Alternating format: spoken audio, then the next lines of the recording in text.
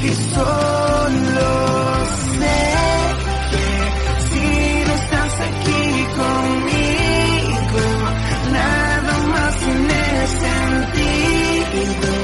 Mi deseo eres tú y solo. Amén, amén. Bueno, hoy vamos a estar hablando de familias vencedoras. Familias vencedoras. A ver, levanta la mano, ¿quién es familia vencedora aquí? ¿Sí? ¿Pura familia vencedora?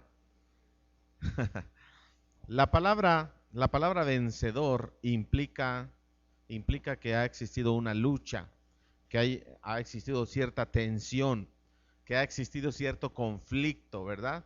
Y cuando hablamos entonces de vencedor, estamos hablando de que esa lucha la ganamos, o ese conflicto salimos adelante y hemos encontrado algo positivo en alguna circunstancia.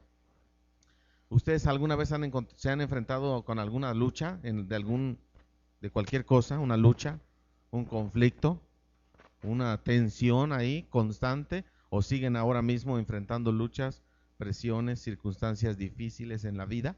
¿Sí? ¿Y cómo se siente usted? ¿Está siendo vencedor o está siendo derrotado? ¿Cómo ve? ¿Cómo se siente? ¿Vencedor? Vencedor, ¿sí? ¿Cómo? ¿Estamos siendo vencedores? ¿Estamos seguros qué es lo que queremos, a dónde vamos, qué es lo que quiere Dios para nuestra vida, para nuestra familia, para nuestro matrimonio, para nuestros hijos, para con nuestros padres, en nuestro trabajo, en la escuela, las relaciones con vecinos? ¿De qué manera nosotros estamos saliendo adelante en cada uno de esos conflictos, ¿no? ¿De qué manera? Yo creo que sí es importante detenernos un momento y analizar si en nuestra vida estamos enfrentando algún tipo de conflicto, alguna lucha, alguna tensión, ya sea espiritual, ya sea emocional, física. Realmente en qué punto estamos. En un punto neutro donde, bueno, no gana ni el bien ni el mal. Ahí estoy, ¿no?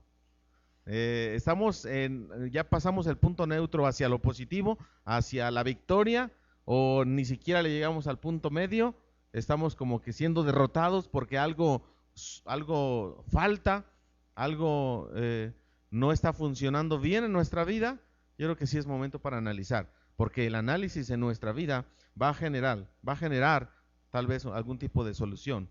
La evaluación en nuestra vida es necesaria para saber si estamos dando los pasos necesarios, los pasos correctos, los pasos que la palabra de Dios respalda, y de esta manera nuestras vidas estamos creciendo y madurando en medio de todo esto. Ahora, una situación de conflicto, de tensión, siempre le va a existir, siempre. No hay matrimonio que no tenga problemas, no hay padres que digan: yo sé exactamente cómo educar a mis hijos porque yo cuando nací ya venía con ese entendimiento, ¿verdad? No hay hijos que no tengan algún tipo de conflicto y situaciones en la escuela, en el trabajo o con ellos mismos, ¿no? Entonces, siempre estaremos nosotros enfrentando algún tipo de conflicto y de situación. Muy bien. Las evidencias de derrota en medio de una sociedad en la que vivimos. Usted puede contemplar nuestra sociedad en muchos aspectos, casi en todos. Vamos a ver una lluvia de ideas de lo que está sucediendo en nuestra sociedad.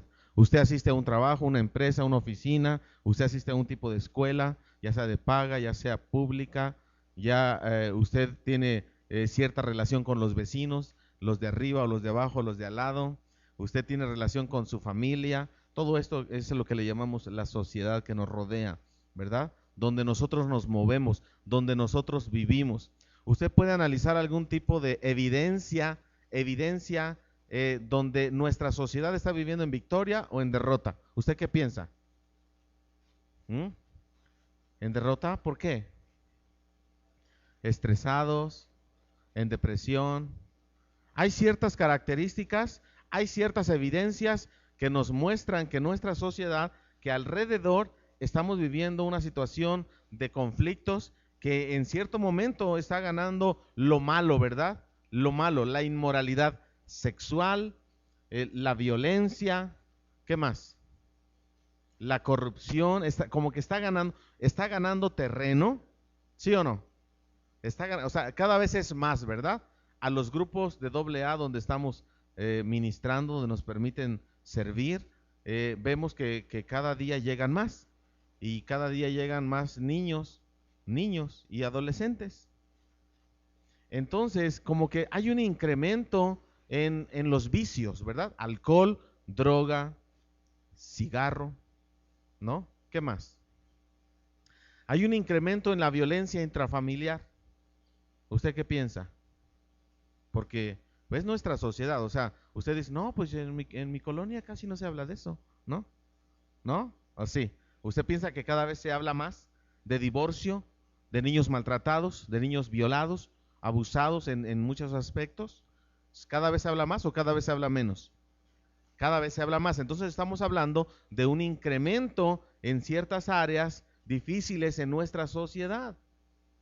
Por ejemplo, astrología, idolatría, hechicería, culto a la Santa Muerte, santería y todo ese tipo de cosas, ¿está incrementándose o está minimizando? Incrementándose. Ahora, esto es un motivo de preocupación.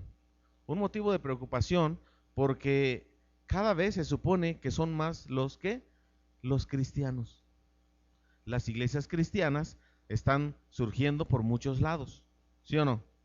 Y ya vemos una iglesia cristiana acá, y ya vemos una iglesia cristiana aquí, y ya vemos una iglesia cristiana por aquí, y ya así, templo cristiano, centro familiar cristiano, familias unidas cristianas, ¿no? Entonces, de todo, estamos nosotros viendo alrededor y viendo en la estadística que los cristianos cada vez son más, que los católicos cada vez son menos, ¿no? ¿O no? ¿O qué piensa usted? ¿No? Y que de esta manera entonces el caos o la situación de decadencia en nuestra sociedad va en aumento, en lugar de que fuera lo contrario. Porque si cada vez más familias llegan a los pies de Cristo, familias son transformadas, familias vienen a conocer la verdad y comienzan un estilo de vida distinto, ¿qué estaría generando esto alrededor? Un impacto diferente. Estaríamos minimizando la delincuencia, minimizando el adulterio, minimizando el suicidio. Pero, sorpresa, no está sucediendo eso. ¿Qué papel entonces estamos jugando como iglesia? ¿Qué papel estamos jugando como cristianos? ¿Qué papel estamos jugando en medio de una sociedad en decadencia?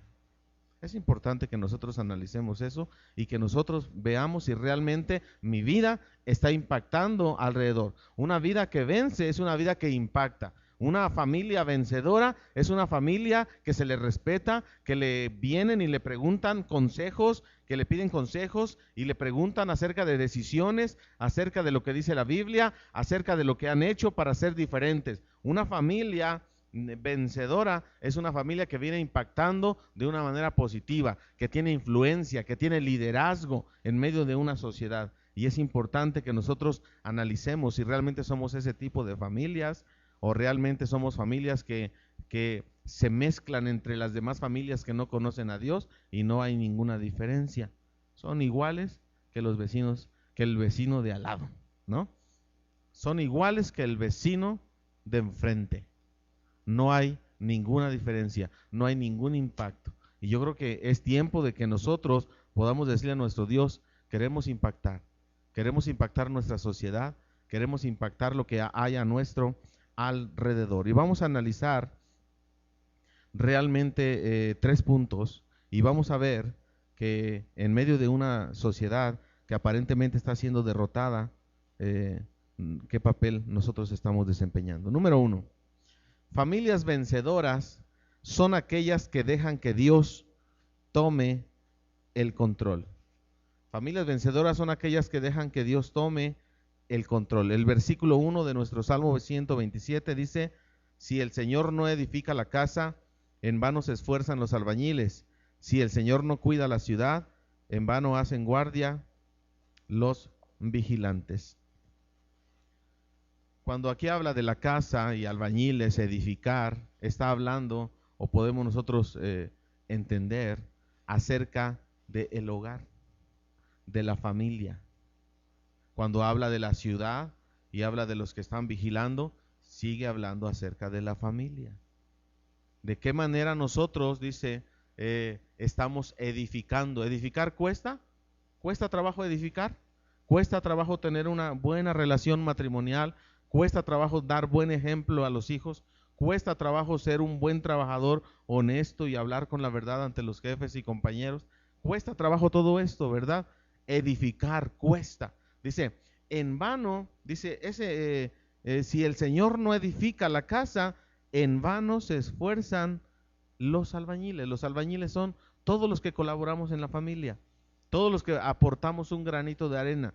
Dice, pero si tú te esfuerzas en hacer cosas positivas en tu casa, cosas buenas en tu casa, pero dejas afuera a Dios, dice que es en vano. Cuando no establecemos la prioridad correcta y dejamos que Dios venga tomando el control como Él quiere hacerlo, es en vano que tú estés esforzándote, que estés trabajando, porque al final vas a decir, ¿y para qué hago tanto? Si al final de cuentas siempre estamos en conflicto el matrimonio, siempre estamos en una situación difícil. ¿Para qué? Porque muchas veces nosotros no somos, no estamos dejándole el control a Dios. ¿Y qué significa dejarle el control a Dios? Familias vencedoras son aquellas familias que reconocen que en medio del conflicto, en medio de un conflicto, nosotros tenemos que decirle a Dios, aquí me rindo, aquí está mi vida. Ahora, ¿somos nosotros personas espirituales? Levante la mano, ¿quién es espiritual aquí? ¿Y quién es carnal? ¿Los demás? ¿También? No, o se es carnal o se es espiritual. ¿Sale? ¿Somos cristianos carnales o somos cristianos espirituales? ¿Qué somos nosotros? Porque existen los dos, desafortunadamente y tristemente, el cristiano que no le deja el control a Dios y que sigue viviendo una vida de pecado, una vida que aún desea satisfacer ese deseo de la carne, esa pasión, la Biblia le llama ese deseo pecaminoso, que le llama concupiscencia, ¿verdad? El deseo humano, la inclinación al pecado, y le damos rienda suelta a eso. Pero el apóstol Pablo habla precisamente del cristiano carnal y del cristiano espiritual. Dice, no pude hablarle como a espirituales. Dice, les hablé como a niños en Cristo, porque ya debiendo de tener alimento sólido, de comer alimento sólido, carne, todavía tienen necesidad de leche, de alimento sencillo, porque no pueden digerir las situaciones más profundas y porque aún no han madurado en la fe. Entonces se le trata de niños en Cristo, de cristianos carnales o de cristianos espirituales, cristianos maduros, cristianos que han entendido que tenemos que totalmente morir a las obras, a las obras de la carne para que dejar que Cristo venga y reine. Esto precisamente es el comienzo y el proceso de la santificación, hasta que todos lleguemos a la unidad de la fe, a la estatura del varón perfecto que es Cristo. Entonces, en ese sentido, Cristo nos está mostrando un nuevo camino, el Evangelio nos está mostrando un nuevo camino de estilo de vida, pero nosotros debemos identificar qué somos nosotros. Cada uno de ustedes tiene que identificarse y tiene que ser honesto y hacer un autoexamen y preguntarse, ¿soy carnal o soy espiritual? ¿Soy meramente un hijo obediente a los mandamientos de Dios? ¿Busco los elementos y las obras de gracia como la palabra de Dios, como la oración, como el ayuno, como el congregarme? ¿Lo hago con gusto? ¿Lo hago constantemente? ¿O realmente no me gusta eso? Y cuando lo hago, pues lo hago de mala gana, o lo hago por algún interés, o lo hago porque tengo necesidad, ¿no? Porque me siento mal. No sé, hay muchos aspectos y cada uno de nosotros tiene que autoanalizarse por qué decimos buscar a Dios. ¿Por qué decimos que somos cristianos? ¿Y qué tipo de cristianos somos? Es muy importante. ¿Somos espirituales o somos carnales? Vuelvo a preguntar. ¿Somos carnales o somos espirituales? ¿Somos espirituales? ¿Muy espirituales? ¿Mucho, mucho? Pues actuemos como espirituales. Fíjate, hay una lucha entre el espíritu y la carne y el deseo carnal. Vamos a Gálatas capítulo 5, versículo 16 al 21. Gálatas 5, 16 al 21. ¿Se ubica dónde está Gálatas? Una de las cartas del apóstol Pablo. ¿Dónde está?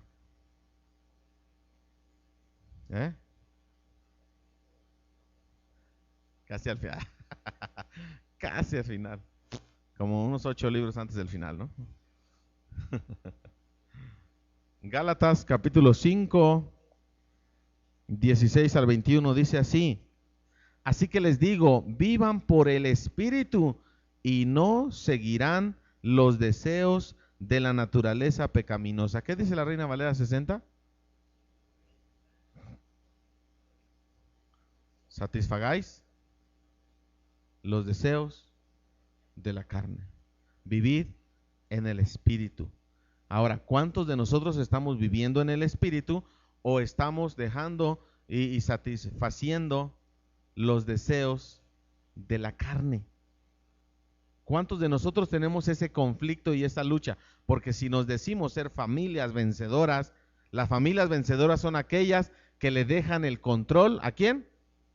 ¿O usted tiene el control? Si Dios no edifica, es en vano lo que tú hagas.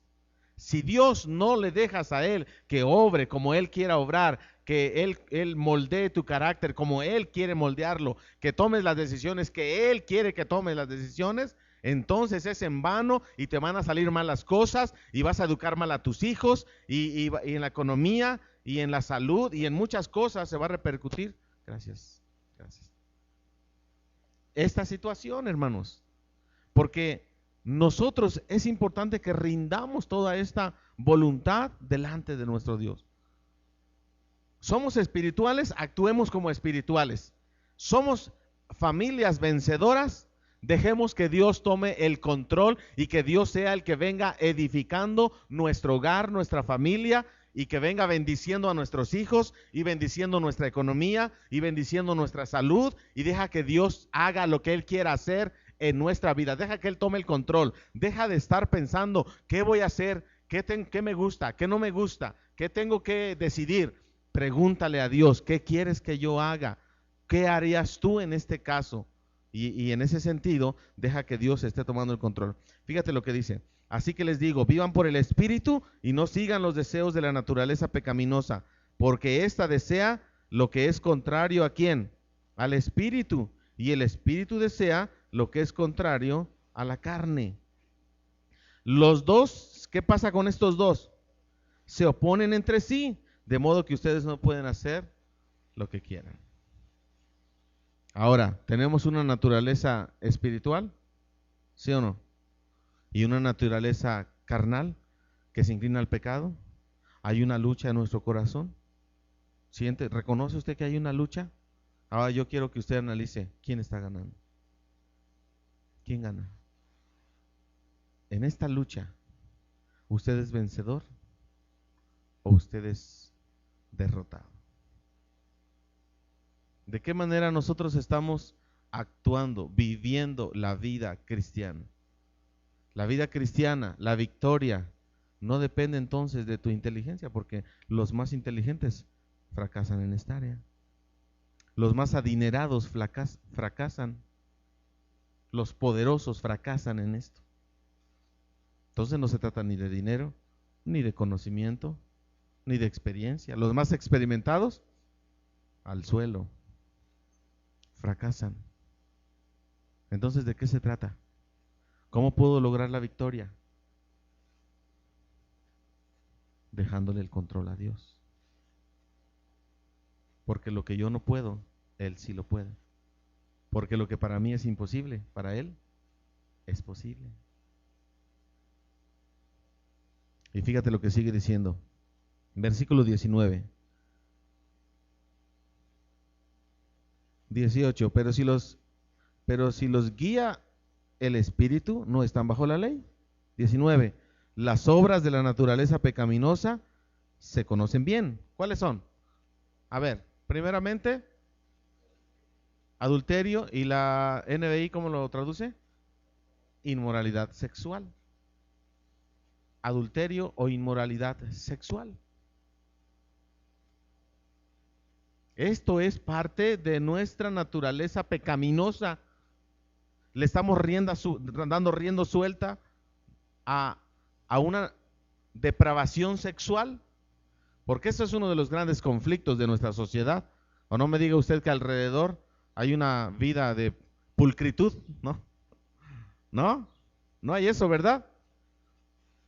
Alrededor, usted va al puesto de revistas, usted va a internet, usted ve los juegos de los chavos, usted ve los novios besándose, ya sea dos hombres o dos mujeres. Usted ve todo este tipo de cosas alrededor, continuamente. Se nos está haciendo tan normal ya, aceptando la situación, que bueno, pues no hay tanto problema. ¿Para qué levantar la voz? No seas persinado, ¿no? ¿No nos dicen así? Oye, pues ¿cuál es el problema? Esposos casados con una esclavitud en la pornografía, viendo revistas, viendo páginas pornográficas en internet, películas y piratas, ¿no? Y todo esto, pornografía a su máxima expresión. ¿Quién lo hace? Los padres. Los hijos encuentran revistas a los padres ya no los padres a los hijos, ¿no? Inmoralidad sexual a su máxima expresión. Cuando, si hermano, hermana, si en tu familia o cerca de ti hay un tipo de problemática de este tipo sexual, pregúntate, ¿estoy viviendo en derrota o estoy viviendo en victoria? Porque esa es la evidencia, ¿no? O sea, no podemos ir más allá y no podemos, pues no sé, voy a orar, no sé si estoy viviendo en derrota o estoy viviendo en victoria. No, esto es palpable, esto es la práctica continua, diaria, cotidiana, que nosotros estamos experimentando todos los días. Este tipo de inmoralidad sexual, ¿qué tanto nos ha contaminado a nuestros hogares? ¿Qué tanto está contaminando nuestra mente? Una imagen de una situación sexual, ¿cuánto tiempo le dura a un joven o a un adulto, mujer o hombre, en su mente?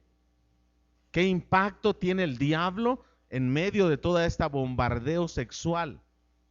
Es muy importante que analicemos esto, porque dice, las obras de la naturaleza pecaminosa ¿se conocen más o menos? ¿O se conocen bien?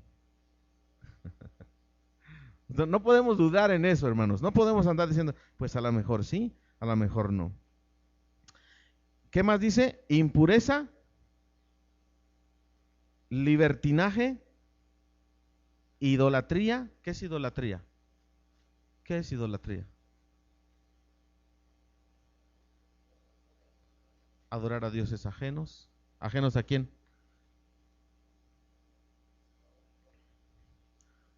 Idolatría es poner en el lugar que le corresponde a Dios a alguien más o a algo más, ¿verdad?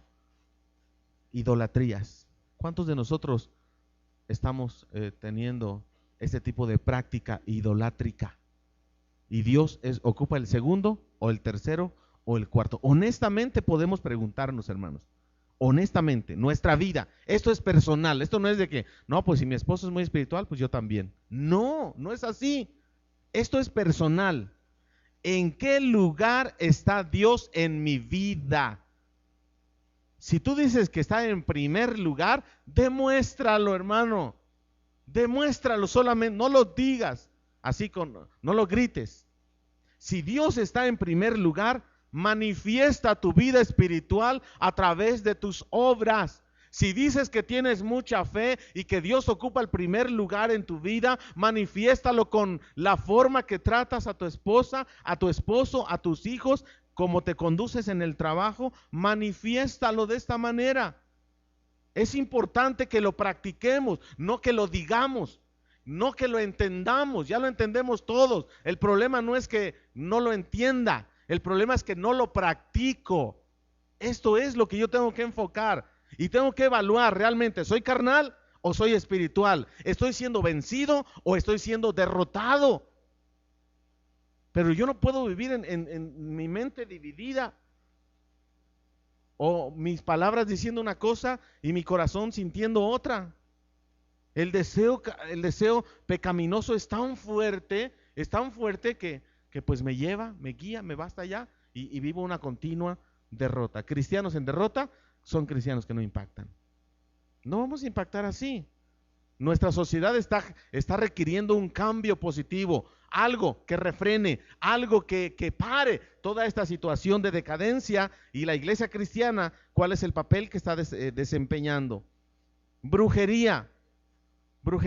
¿Cuántos practicaban la brujería? En otro tiempo, pues, ¿no? ¿Cuántos practicaban la brujería? ¿Qué es brujería? Así yo no era bruja, nada más yo iba alguien ahí y le hacía una limpia, ¿no? ¿Qué más? A ver, brujerías. ¿Cómo podemos nosotros identificar o abrir las puertas a la brujería? Cuando te leían la mano. ¿Usted nunca leyó la mano? ¿No? ¿Nunca aprendió a leerla? Que esta línea es la línea de la vida. ¿No? ¿Y cuántos hijos ibas a tener? ¿No? No, porque yo no sé si tenga un don, pero he soñado muchas cosas y yo no sé, el otro día soñé contigo. Eso es brujería. ¿Cómo? Y luego, es que voy a curar a aquel niño de empacho y no sé qué le voy a poner. Es brujería.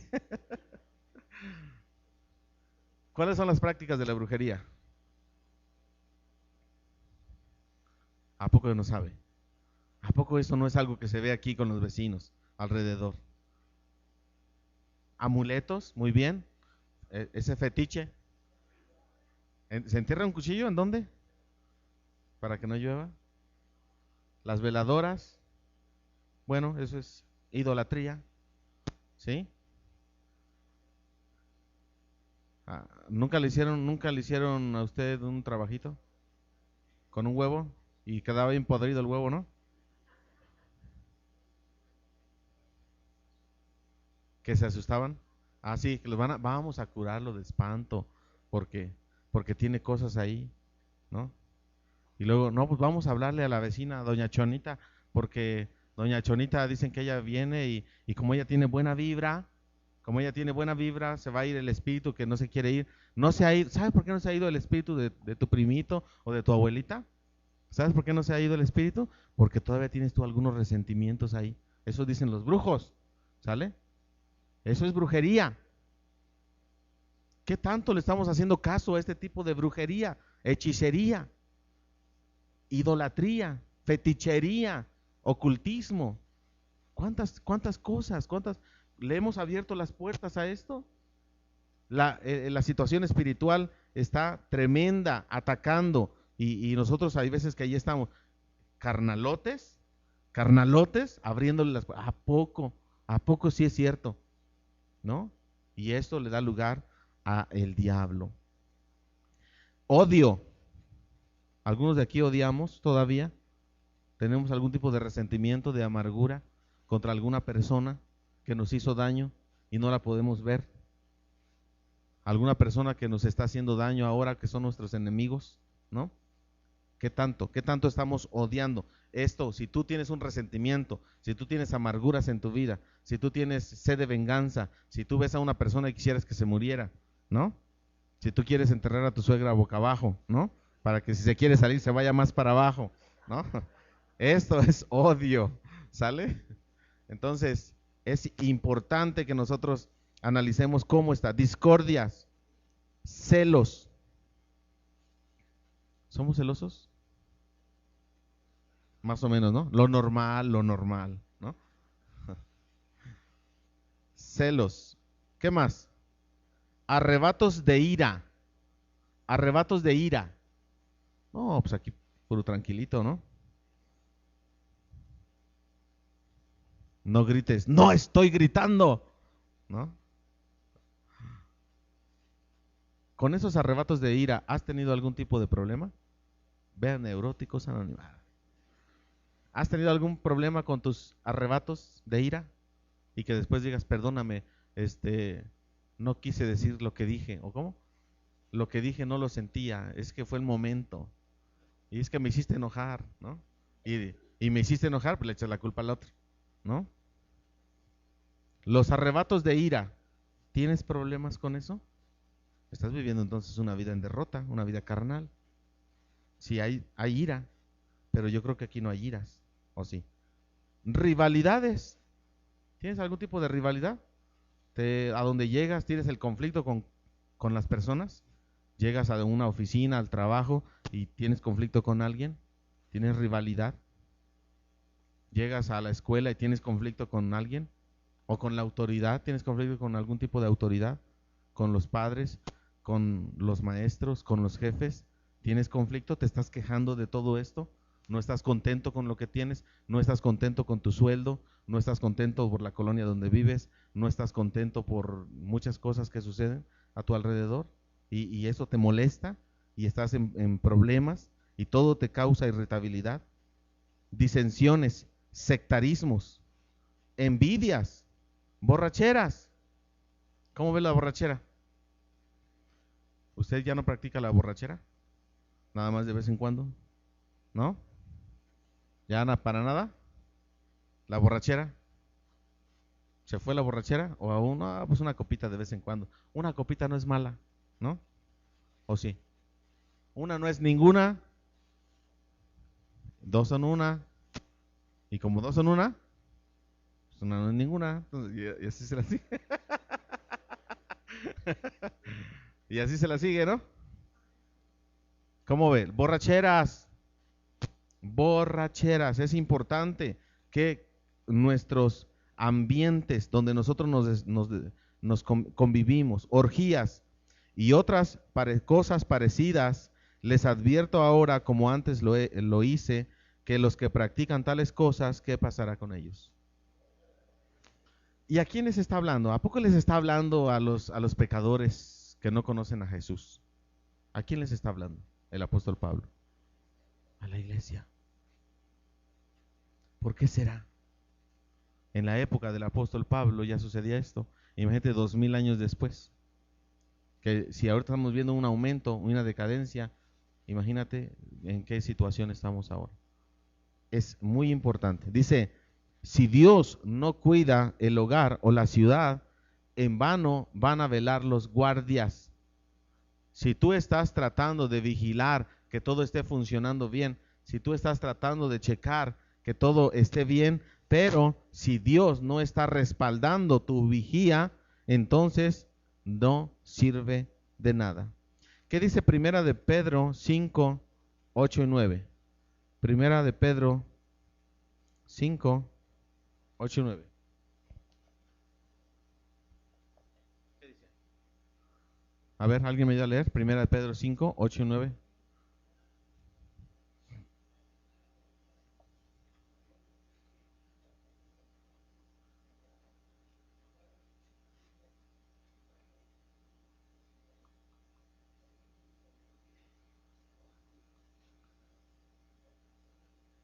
En todo el mundo, o sea, no es un padecimiento local, ¿verdad? Es universal, es mundial. Todos los hermanos en todo el mundo están padeciendo el ataque del diablo. Estad firmes y velad. ¿Qué significa esto? ¿Estamos alertas espiritualmente? Nosotros estamos distinguiendo este ataque satánico que viene a nuestra vida. ¿Y qué es lo que quiere el enemigo con nuestro matrimonio? Destruir, matar, ¿verdad? Robarte la paz, robar la armonía que hay, robarte todo lo que tengas, físico y emocionalmente y espiritualmente. Dice que en la parábola del sembrador, dice que aquellos que cayeron en la tierra son aquellos que con alegría reciben la palabra, pero luego viene ¿quién? El enemigo. ¿Y qué hace? Se la roba, se la quita.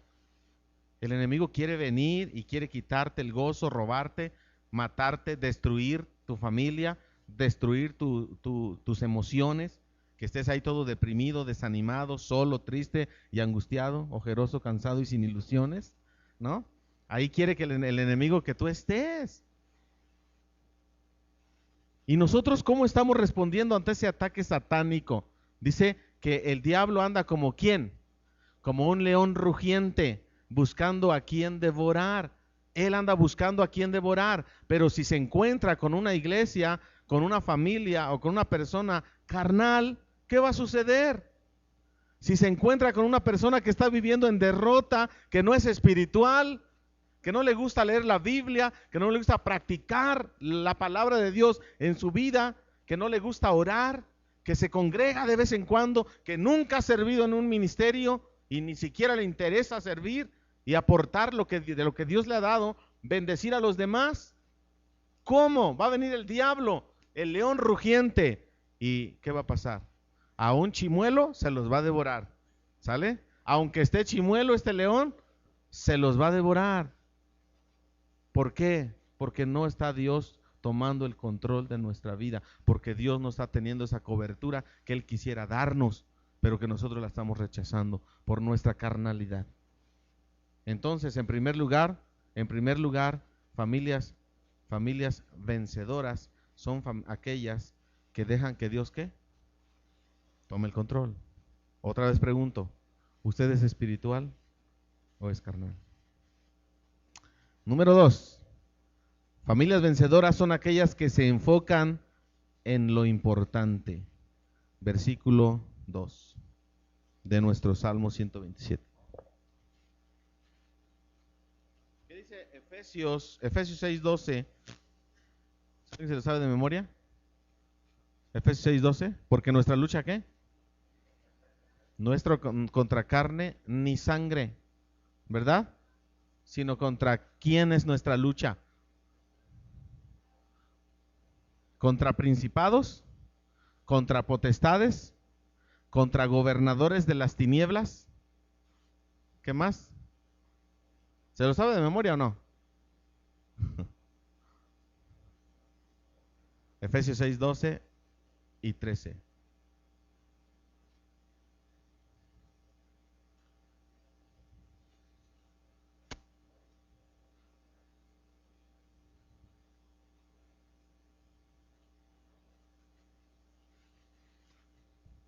Contra huestes espirituales de maldad que habitan en las regiones celestes, ¿no? Ajá. Bueno, nada más hasta el 12, ¿no? Es interesante, ¿verdad?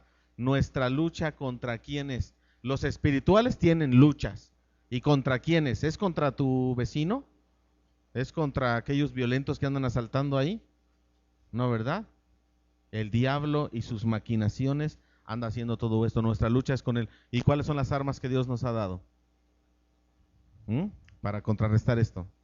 La palabra de Dios, la oración, la iglesia, ¿verdad? Compañerismo, juntos, en unidad, la paz, el amor de Cristo fluyendo a través de nuestra vida para derrotar esto. Bueno, esto era del punto anterior. Número 2, son aquellas que se enfocan en lo importante, y el versículo 2 del Salmo 127 dice: en vano madrugan ustedes y se acuestan muy tarde para comer un pan de fatigas, porque Dios concede el sueño a sus amados. Nosotros nos estamos enfocando como familias en lo más importante, porque dice aquí que en vano es madrugar y en vano es acostarse tarde. ¿Cuántos de aquí se van muy temprano al trabajo?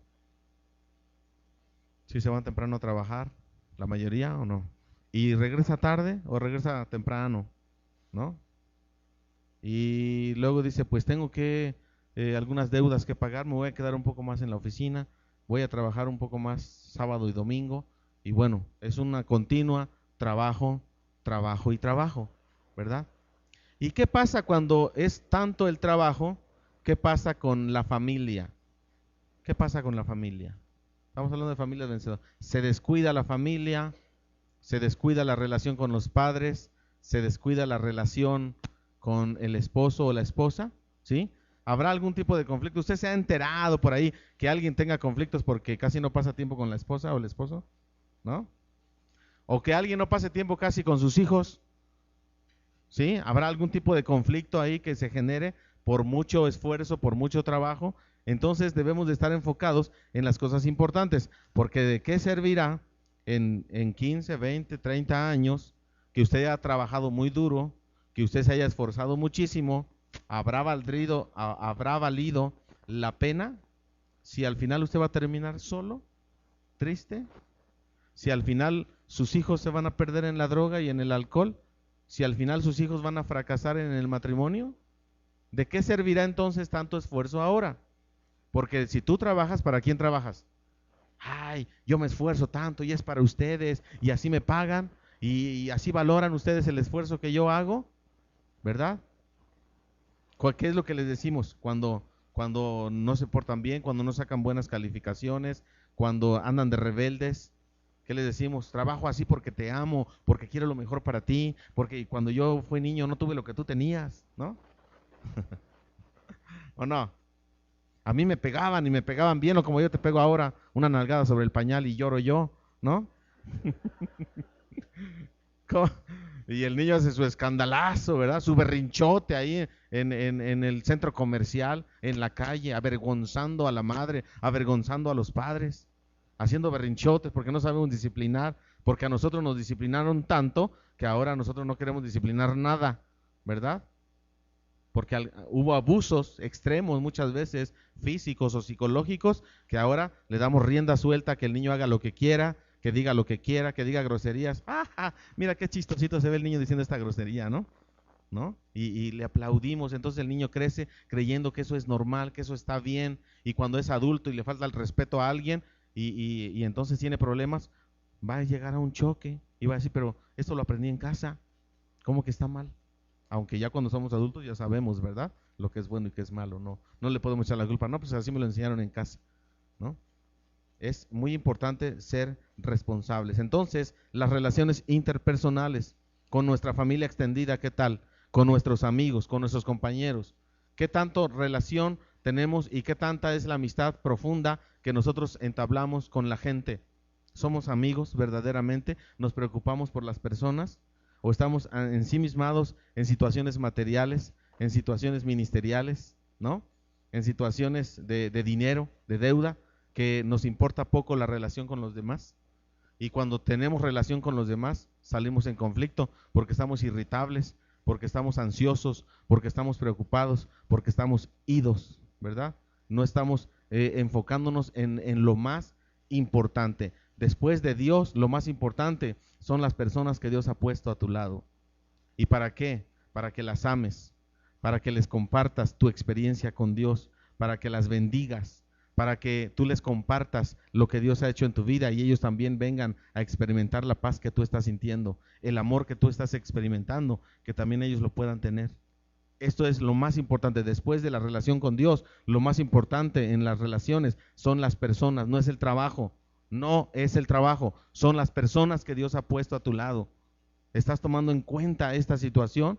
¿O te sientes aislado? ¿Te sientes ahí solo? ¿Te sientes triste? ¿Te deprimes? ¿No quieres platicar con nadie? Las personas es lo más importante. Ámalas, valóralas, cuídalas. A tus hijos, a tu esposa, a tu esposo, a tus padres. Si ahorita los tienes, valóralos, cuídalos. Pasa tiempo con ellos. Comparte qué es lo que pasa en tu corazón. Escucha lo que hay en su corazón. Conócelos. Muchas veces viven juntos pero no se conocen.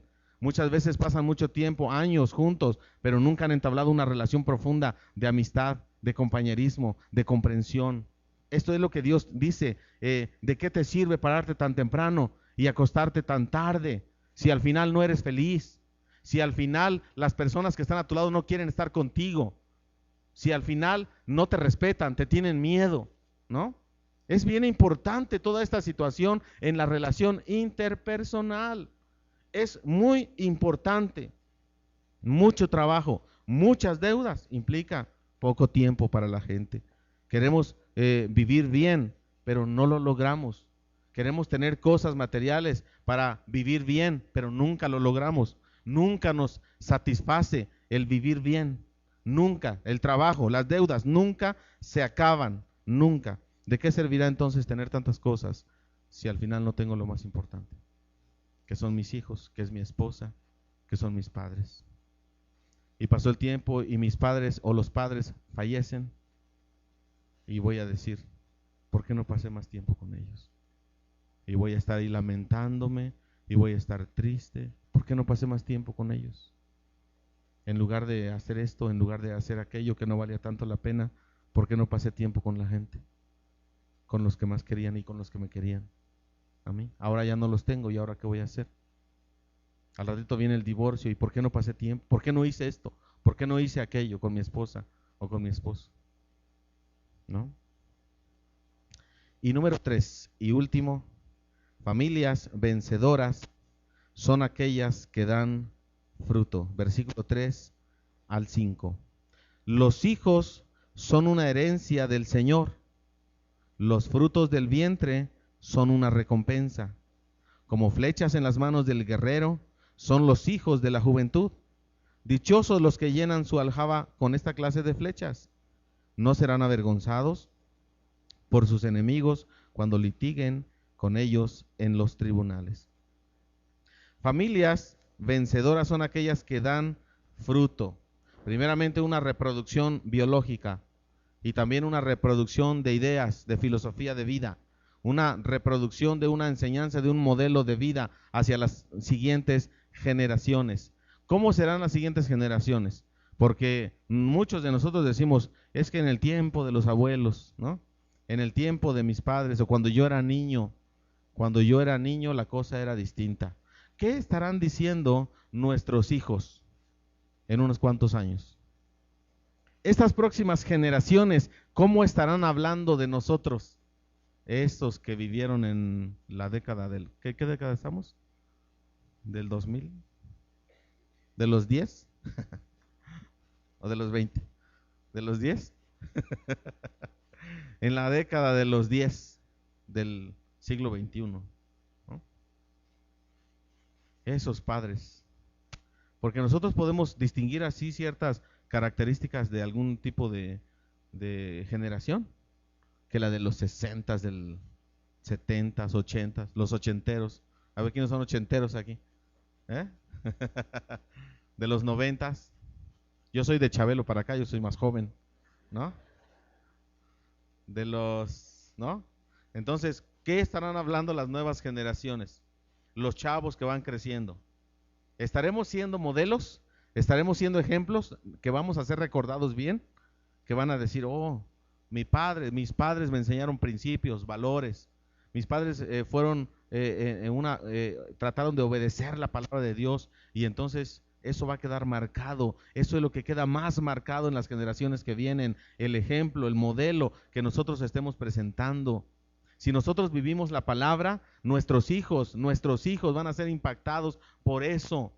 No tanto por, ay hijo, a ver, te voy a dar un consejo, o te voy a disciplinar, o ven aquí, porque voy a hablar contigo. No, tu estilo de vida, aunque no les hables, solamente que ellos te observen a ti, ellos van a saber que tú temes a Dios, que tú amas a Dios, que tú sirves a Dios. Y al Dios que tú amas y que tú sirves y que tú obedeces, es al Dios que ellos van a querer amar, servir y obedecer.